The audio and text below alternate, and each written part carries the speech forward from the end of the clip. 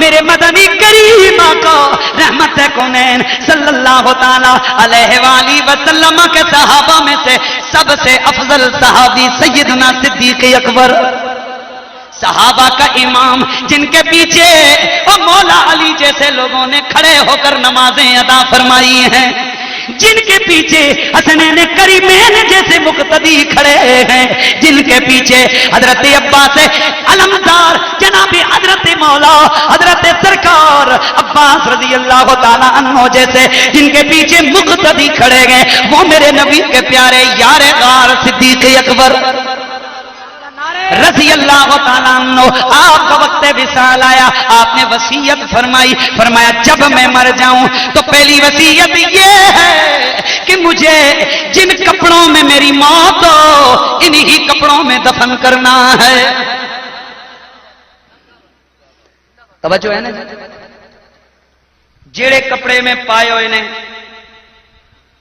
انہاں کپڑے جی مینوں دفنانا ہے، لیکن ایسے نہیں، فغسلوہما، ان کو اتارنا پھر ان کو دھونا، جب خشک ہو جائیں مجھے انہی میں کفن دے دینا۔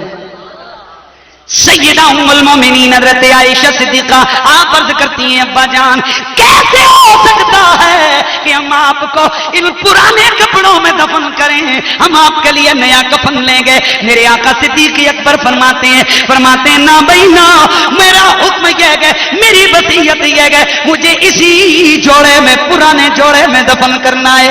اللہ اللہ، اے نبی کے صحابی، آپ کو نبی پاک کا وہ فرمان تو پتا ہے نا، حضور نے فرمایا کہ جب کبھی تم مردے کو کفن دو تو مردے کو کفن سفید کپڑوں میں دیا کرو، ہو سکے تو نئے کپڑے میں دیا کرو۔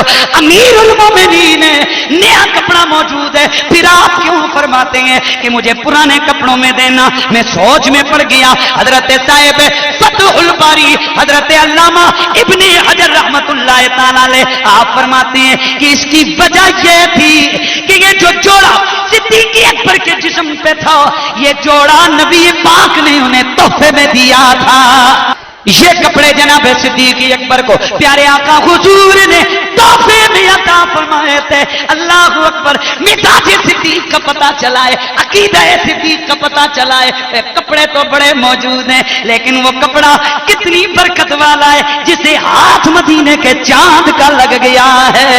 مسلم ہے محمد سے وفا صدیق اکبر کی نہیں بھولی ہے دنیا کو ادا صدیق اکبر کی۔